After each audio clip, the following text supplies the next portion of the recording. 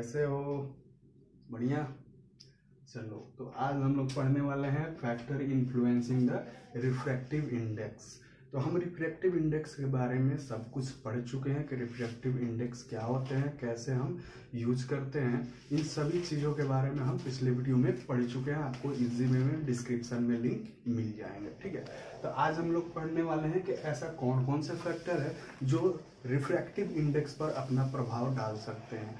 दूसरा चीज़ ये पढ़ने वाले हैं कि एप्लीकेशंस क्या है, हम कहाँ यूज करने वाले हैं रिफ्रैक्टिव इंडेक्स पढ़ के, ठीक है। रिफ्रैक्टिव इंडेक्स का यूजेज क्या है, आखिर पढ़ने का तात्पर्य क्या है कि हम रिफ्रैक्टिव इंडेक्स पढ़ रहे हैं, ठीक। तो वही चीज हमारा क्या हो गया, एप्लीकेशन। तो हम दो चीज पढ़ेंगे, एक जो रिफ्रैक्टिव इंडेक्स पर प्रभाव डाल सके, उसको कम ज्यादा कर सके।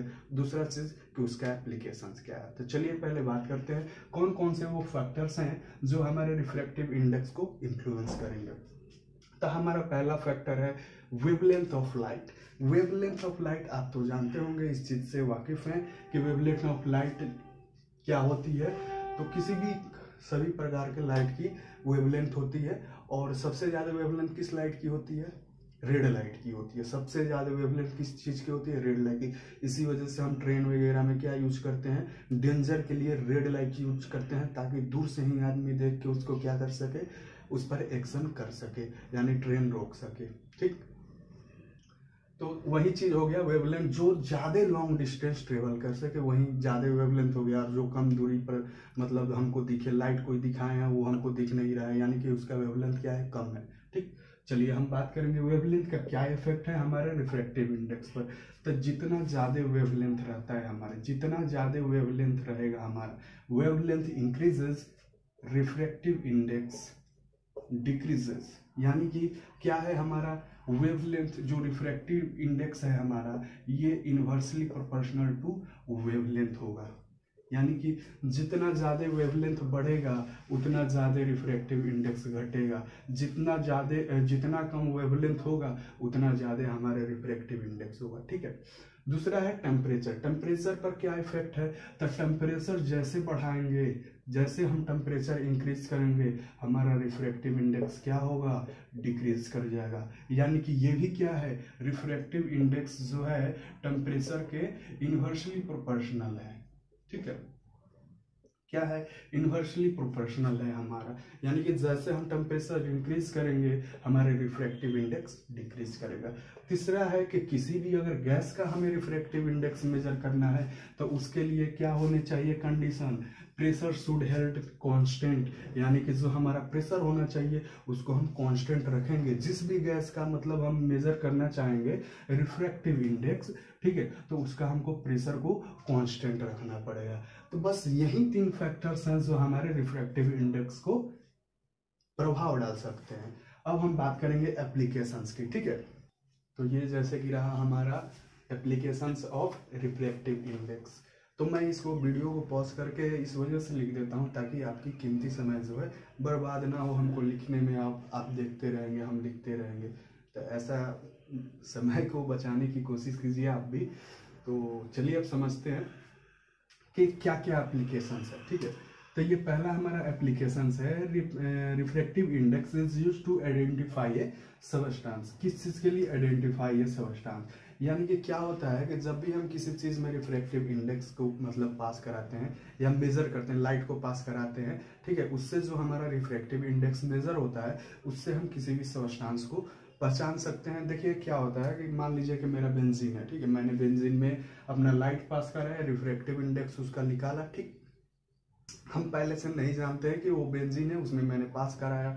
अब हम मैच करेंगे डाटा में, जो पहले हमारे साइंटिस्ट द्वारा दी गए थे, ठीक है, वो दिए रहते हैं, अपना डाटा मेंशन रहता है। अब हम उनसे मेंशन करेंगे कि इस रिफ्रैक्टिव इंडेक्स का वैल्यू के लिए कौन सा सबस्टेंस है, ठीक है।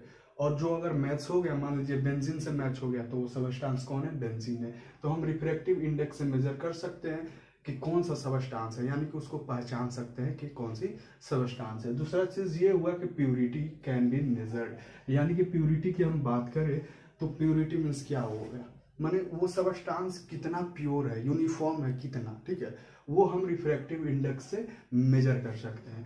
तीसरा चीज है कि कंसंट्रेशन ऑफ द सबस्टांस जो कि dissolve in the liquid can be measured, यानी कि अगर बात करें किसी भी सबस्टांस में, अगर हम उसमें मान लीजिए कि लिक्विड में अगर उस सबस्टांस को डिजोल्व करते हैं तो उसका हम रिफ्रैक्टिव इंडेक्स मेजर करके उसका कंसंट्रेशन भी जान सकते हैं कि भैया इसका कितना कंसंट्रेशन है, सेचुरेशन जान सकते हैं उसका, ठीक है, हाई कंसंट्रेशन है, लो कंसंट्रेशन है, ये सब हम मेजर कर सकते हैं रिफ्रैक्टिव इंडेक्स के थ्रू, ठीक।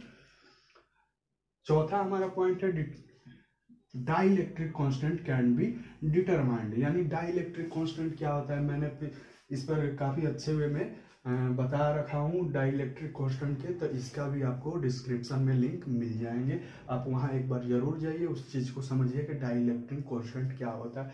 डाइलेक्ट्रिक कांस्टेंट जैसे कि मैं थोड़े से बता देता हूँ, कोई भी मतलब ये इलेक्ट्रिक फील्ड हो गया, हम इसमें क्या करते हैं कि डाई इलेक्ट्रिक मटेरियल रख देते हैं, ठीक है, इस पर मान लीजिए प्लस चार्ज हो गया, ये माइनस चार्ज हो जाता है, ठीक है, तो ये क्या होता है, डाई इलेक्ट्रिक मटेरियल का प्रॉपर्टी होता है कि ये जो मटेरियल होता है ये क्या करता है, अपने थ्रू इलेक्ट्रिक फील्ड पास नहीं कराता है, यानी कि इसके बीच से पास नहीं होंगे, हाँ, लेकिन इसमें इसके द्वारा मतलब इसके इन्फ्लुएंस से इसमें चार्ज क्रिएट हो जाते हैं, प्लस माइनस, ठीक है, ऐसे चार्ज क्रिएट हो जाएंगे, लेकिन जो ये चार्ज क्रिएट हो जाते हैं, इलेक्ट्रिक फील्ड क्रिएट हो जाते हैं इसमें, ये बाहर नहीं भेजता है, ठीक है। तो ये जो होता है डाई इलेक्ट्रिक कांस्टेंट, ये बताता है कि मान लीजिए ये 100 यूनिट था पहले हमारा, ये जो था जब हम ये मटेरियल नहीं रखे थे तो इनके बीच की जो फोर्स एक्ट कर रही थी, अट्रैक्शन फोर्स जिसको हम बोल सकते हैं, या इलेक्ट्रिक फील्ड जो थी 100 यूनिट थी। अब ये इसके वजह से क्या होता है कि वो क्या होता है, कम हो जाता है, मान लेते हैं कि 80, यानी कि ये कितना स्टोर किया, 20 स्टोर कर लिया, तो ये यही बताता है डाई इलेक्ट्रिक कांस्टेंट कि हमारा डाई इलेक्ट्रिक मटेरियल जो है इसको रखने से हमारा ओरिजिनल इलेक्ट्रिक फील्ड जो कि वैक्यूम में था या एयर में था, जब ये नहीं रखे थे, तो मान लेते हैं कि वैक्यूम में, जैसे ये नहीं रखे थे हम, ठीक है, ये चीज समझिए, इस चीज को हम इसको नहीं रखे थे, यहाँ पर मटेरियल नहीं दिया, यानी कि क्या एयर है या फिर वैक्यूम है, ठीक है, तो मान लेते हैं कि इसमें 100 था, हमने मटेरियल रख दिया, इसमें 80 हो गया, तो कितना स्टोर किया ये 20, ठीक है, 20 यूनिट स्टोर कर लिया, तो यही डाई इलेक्ट्रिक कांस्टेंट बताता है कि आखिर कितना ये कम कर दिया ओरिजिनल वाले इलेक्ट्रिक फील्ड से, ठीक है। तो आप एक बार जरूर जाएं इस चीज को अच्छे से समझने के लिए, ठीक है, अभी तो मैंने नॉर्मली आपको एक्सप्लेन किया है, वहां पर अच्छे से आप जाए समझे इस चीज को क्या होता है, ठीक, आपको डिस्क्रिप्शन में लिंक इस चीज के मिल जाएंगे।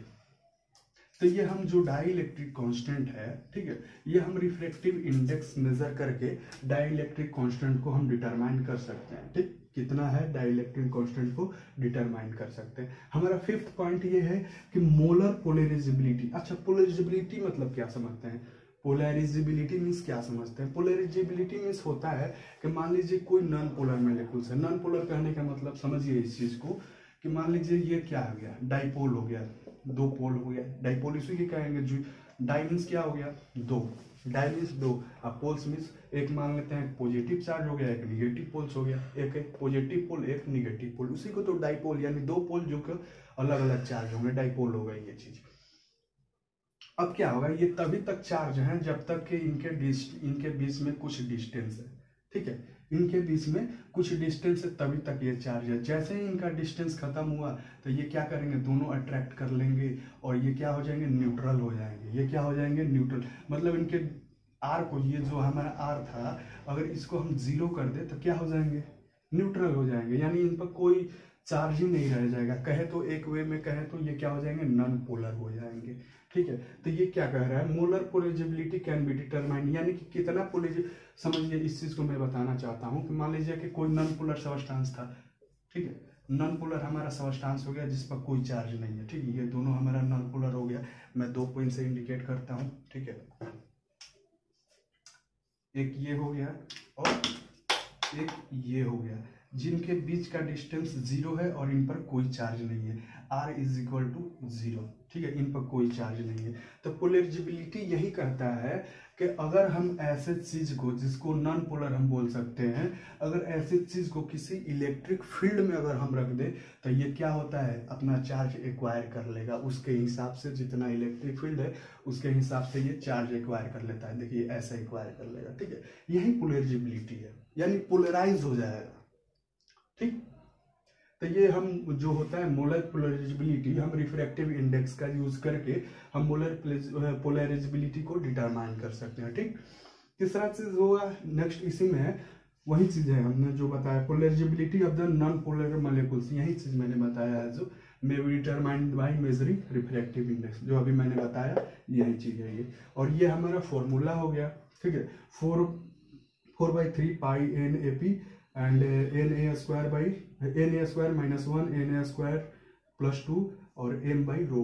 ये हमने इंडिकेशन किया है कि ये एम हो गया हमारा मोलिकुलर मास, रो हो गया डेंसिटी, और ये एन ए हो गया रिफ्रैक्टिव इंडेक्स। ठीक है, और ये पोलराइजेबिलिटी हो गया ए पी, यहाँ पर भी मैं लिख देता हूँ, ये जो हो गया हमारा पोलराइजेबिलिटी हो गया। ठीक है, तो ये हमारा फॉर्मूला हो गया।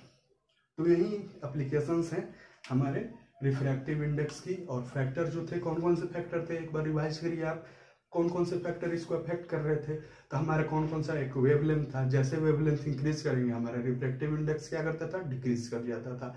टेम्परेचर एक तो था फैक्टर, जैसे टेम्परेचर हम बढ़ा रहे थे रिफ्रैक्टिव इंडेक्स डिक्रीज कर, जैसे टेम्परेचर बढ़ाता है रिफ्रैक्टिव इंडेक्स डिक्रीज कर जा रहा था। तीसरा था हमारा ये कि हम किसी भी गैस का अगर रिफ्रैक्टिव इंडेक्स मेजर कर रहे हैं तो उसका प्रेशर क्या करेंगे, कांस्टेंट करेंगे। क्या करेंगे, कांस्टेंट रखना होगा। तो यही थे हमारे। तो आपको रिफ्रैक्टिव इंडेक्स क्या होता है, कैसे हम पढ़ते हैं इस चीज़ को, ठीक है, कैसे कैलकुलेट करते हैं, आपको सभी चीज़ हम पढ़ा चुके हैं पहले भी। तो डाइलेक्ट्रिक कांस्टेंट और रिफ्रैक्टिव इंडेक्स का आपको डिस्क्रिप्शन में लिंक दे दिया जाएगा। तो बहुत बहुत धन्यवाद। ठीक है, पढ़ते रहिए, खुश रहिए। थैंक यू, धन्यवाद।